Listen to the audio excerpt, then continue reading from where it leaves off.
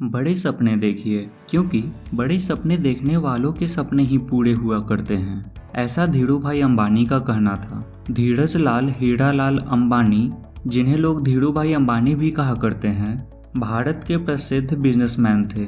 धीरूभाई अंबानी ने 1966 में रिलायंस टेक्सटाइल की स्थापना की। उन्होंने 300 रुपए सैलरी में काम किया, लेकिन जब धीरूभाई ने दुनिया से अलविदा कहा तो उस समय उनकी प्रॉपर्टी 62,000 करोड़ रुपए से भी ज़्यादा थी। धीरूभाई ने जिस मेहनत, ऑनेस्टी और लगन से तरक्की की है, उसी वजह से भारत का यूथ उनसे इंस्पिरेशन लेता है। धीरूभाई भारत के ही नहीं बल्कि पूरे वर्ल्ड के इंस्पिरेशनल पीपल में से एक हैं। तो चलिए इस वीडियो में हम लोग धीरूभाई अंबानी की लाइफ की पूरी जर्नी को जानते हैं।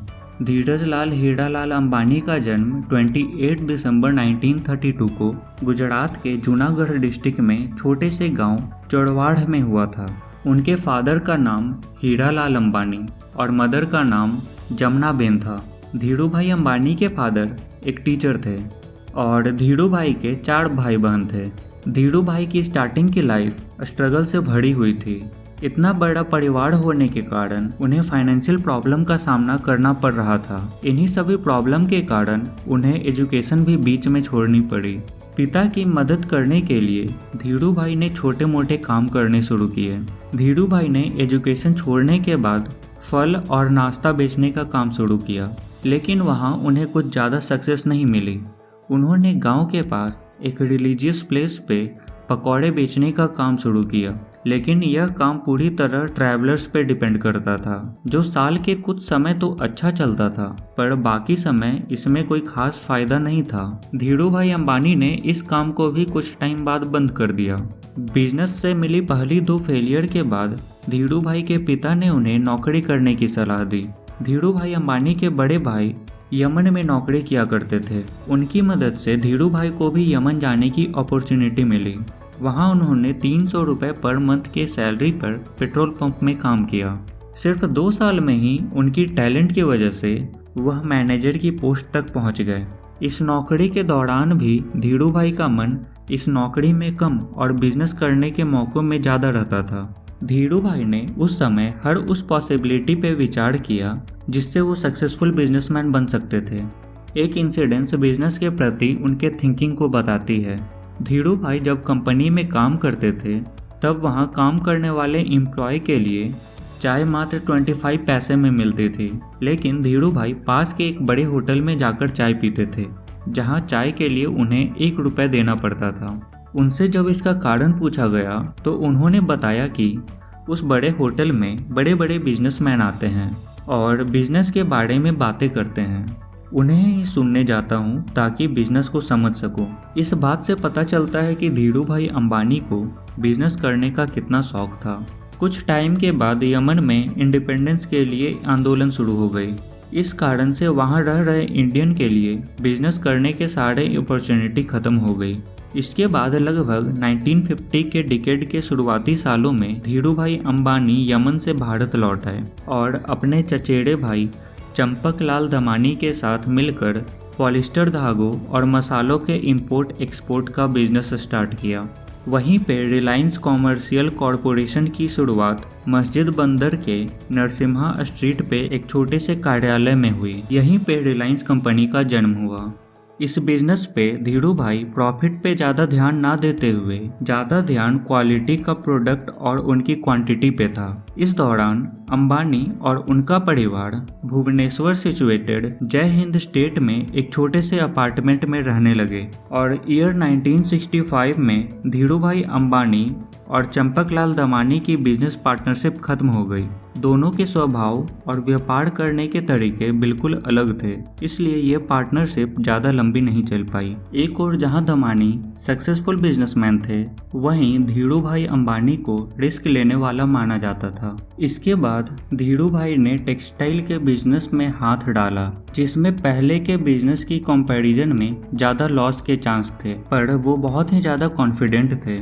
इसलिए उन्होंने इस बिजनेस को एक छोटे से स्टोर पे शुरू किया और जल्द ही अपनी टैलेंट के दम पे धीरू भाई अंबानी बॉम्बे टेक्सटाइल व्यापारी संगठन के डायरेक्टर बन गए। अब तक धीरू भाई को टेक्सटाइल बिजनेस की अच्छी नॉलेज हो गई थी। इस बिजनेस के अच्छे अपॉर्चुनिटी की समझ होने के कारण उन्होंने ईयर 1966 में अहमदाबाद के ननौड़ा में एक टेक्सटाइल मिल स्टार्ट की। Your company has recently invested as much as 50 crores on its Ahmedabad textile complex.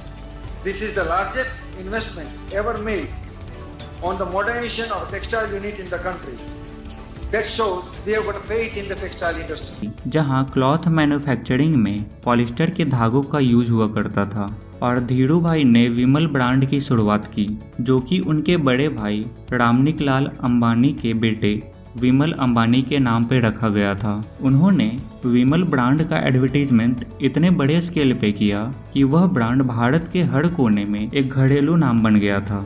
1980 के डिकेड में धीरू भाई Ambani polyester filament yarn manufacturing का सरकार से लाइसेंस लेने में सक्सेसफुल रहे। इसके बाद धीरू भाई अंबानी सक्सेस की सीढ़ी चढ़ते चले गए। धीरू भाई अंबानी को इंडस्ट्री कल्चर को भारत में स्टार्ट करने का क्रेडिट भी जाता है। जब 1977 में रिलायंस की IPO आई थी, तब 58,000 से भी ज़्यादा इन्वेस्टर ने उनमें इन्वेस्ट किया था और धीरू भाई अंबानी गुजरात और दूसरे राज्यों के ग्रामीण लोगों को कन्विंस करने में सक्सेसफुल रहे थे कि वो उनकी कंपनी में शेयर खरीदें और उन्हें इन्वेस्ट करने पर सिर्फ प्रॉफिट ही मिलेगा। अपनी लाइफ टाइम में धीरू भाई अंबानी ने रिलायंस के बिजनेस का एक्सपेंशन कई एरियाज में किया। इनमें mainly petrochemical, communication, news, power, electricity, textile, clothing, necessary service, capital market और लॉजिस्टिक भी शामिल है। धीरू भाई अंबानी के दोनों बेटे 1991 के बाद LPG के आने पे फ्री इकोनॉमी के कारण क्रिएट हुए नए अपॉर्चुनिटी का पूरा यूज करने के लिए रिलायंस को पूरी तरह से ज्वाइन कर लिया और रिलायंस को बहुत आगे ले गए।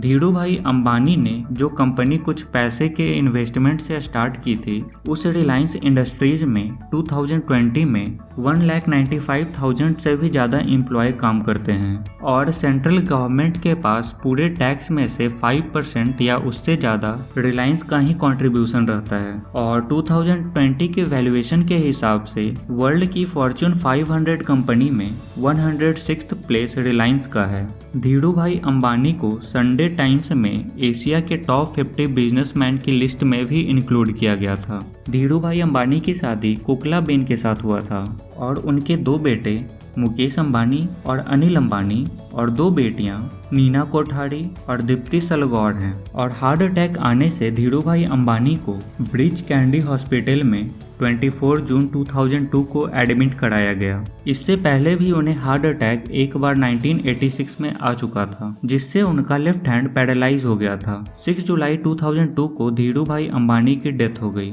और फिर 2002 में धीरू भाई अंबानी के डेथ के बाद दोनों भाई मुकेश अंबानी और अनिल अंबानी में कुछ चीजों में डिसएग्रीमेंट होने स्टार्ट हो गए। इसके बाद उनकी मां कोकिलाबेन ने बिजनेस को दोनों भाइयों में बांट दिया, जिसमें मेजर बिजनेस रिलायंस टेलीकम्युनिकेशन, जिसमें मुकेश अंबानी ने अपना बहुत ही ज्यादा डेडिकेशन दिया था और वो उनका फेवरेट बिजनेस था, वो अनिल अंबानी को मिल गई और पेट्रोलियम बिजनेस मुकेश अंबानी को मिली, जिसमें से मुकेश अंबानी ने रिलायंस में एक और सब्सिडरी कंपनी जियो लॉन्च करके पूरे टेलीकॉम इंडस्ट्री को रेवोल्यूशनाइज कर दिया है और अपने और भी सारे बिजनेसेस को नेक्स्ट लेवल पे रन कर रहे हैं। और वहीं दूसरी तरफ अनिल अंबानी ने अपने बिजनेस को ऑलमोस्ट बैंकरप्ट कर दिया है। इन दोनों के बारे में आने वाले कुछ वीडियोस में जानेंगे। धीरू भाई अंबानी को इतनी ज्यादा अचीवमेंट मिलने के बाद उन्हें कई अवार्ड से सम्मानित भी किया गया है, जिनमें से कुछ ईयर 1998 में पेंसिल्वेनिया यूनिवर्सिटी की तरफ से